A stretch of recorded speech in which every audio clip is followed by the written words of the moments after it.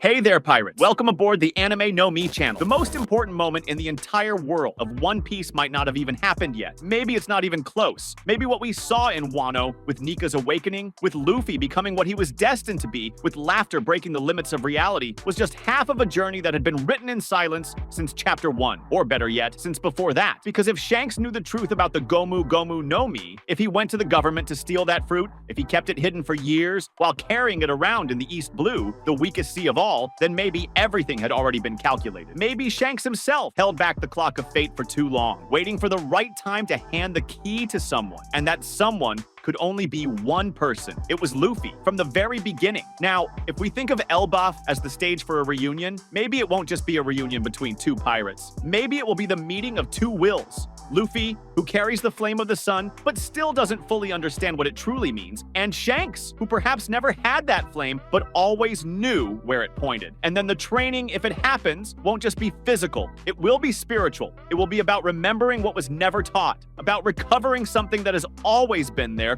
but hadn't quite awakened yet. Because I think the awakening of Nika and Wano was just a call, a wink from destiny. But the scream, the full laugh, might only come later. It might only come when Luffy looks at the world with the eyes Roger once had. And Shanks, if he really is that link, needs to prepare him for it. In Elbaf, and Elbaf isn't just an island of giants. It's not just a new setting. It's the heart of a culture that understands time in a different way. A place where stories are passed down through shouts, through drums, through laughter, where a word means more than a book, where heroes aren't celebrated for winning a fight, but for dancing to the end without falling. And I think that's the spirit Luffy needs to understand now, because after Gear 5, he became a symbol, but he still doesn't understand what it means to be a symbol. And maybe Shanks does, because he saw it in Roger. And he saw what it cost. Now think with me. Shanks, after years away from Luffy, watching the boy become a pirate, make a name for himself, challenge Enies lobby, stand against the government, cross Impel Down, reach Marineford, almost lose his soul there, and then disappear for 2 years, only to return to the New World with a hunger that reminds everyone of Roger's. Shanks saw all that from afar, without interfering, holding back the urge to go to him and say, "You're ready," just observing. Because the right moment hadn't come yet, because maybe Shanks wasn't just the guy who gave him the hat. Maybe he was the guardian of a greater secret. A secret about what the Gomu Gomu no Mi really is. About what the sun god represents. And about what the world fears more than any weapon. Laughter. And then, in Elbaf, when the two meet again,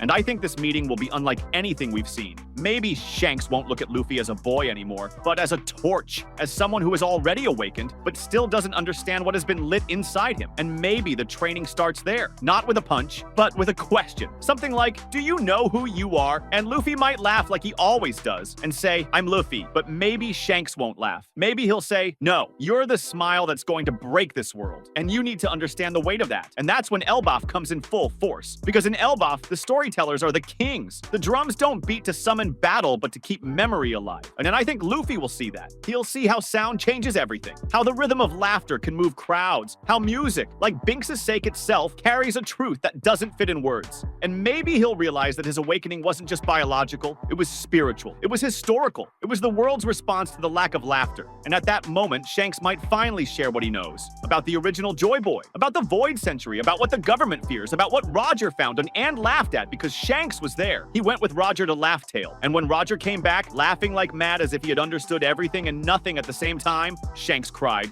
And Oda didn't show that by accident. Shanks crying in that moment wasn't just emotion, it was fear. Fear of what was coming. Fear of not knowing what to do. Fear of carrying the responsibility to protect something he knew didn't belong to him. And now, years later, the boy he saved, the one who ate the fruit without knowing, who challenged everything and everyone, is standing before him. In Elbaf, in the place where the gods fell, where the giants guard the stories, where laughter is sacred. And maybe Shanks will finally say, "Now it's your turn." But Luffy won't accept a burden. He's not a martyr. He is a party. And that's what Shanks needs to see. That even after learning everything, Luffy will still laugh. He'll still dance. He'll still believe he can stretch his arms and embrace the world. And that's what's going to save everything. Because destiny has failed before. The previous Joy Boy didn't succeed. But this one just might, because he doesn't want to win. He just wants to see others smile. And that purity, which might seem like foolishness to others, is what moves the world. Maybe the training in Elbaf will last days, maybe weeks. Maybe it'll be just one night around the fire, with Dory and Brogy telling ancient stories, with drums pounding deep, with Luffy listening and laughing, not knowing that every burst of laughter is a step toward the end. An end that might just be the beginning. And when Luffy leaves that place, he won't come out stronger. He's already strong. He'll come out more aware. He'll leave knowing that the world doesn't need a king. It needs a rhythm, a beat that shatters chains, a smile that echoes beyond the voice. And then, maybe he won't move forward alone anymore. Maybe he'll take Elbaf with him, not the giants, but the idea, the sound, the laughter. And in that moment, Shanks might disappear, because his role ends there. He was never the hero, he was the messenger. And the world, which once laughed at Luffy, will now laugh with him. And when the drums start beating again, it'll be the sound of freedom arriving.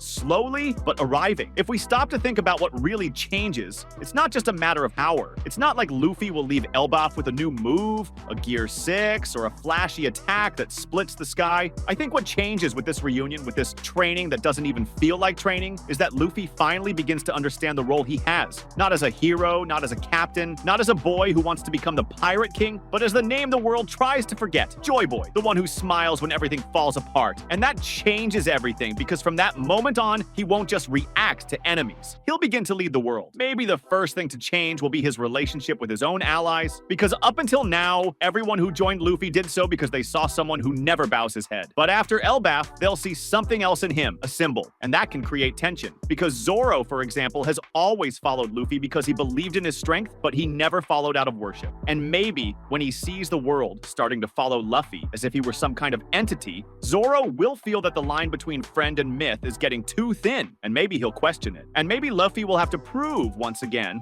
that he's still just a boy who loves meat and wants freedom. Because the danger of being a symbol is turning into a statue. And if Luffy learns anything from Shanks and Elbaf, it'll be that he must avoid that at all costs, because a statue doesn't dance.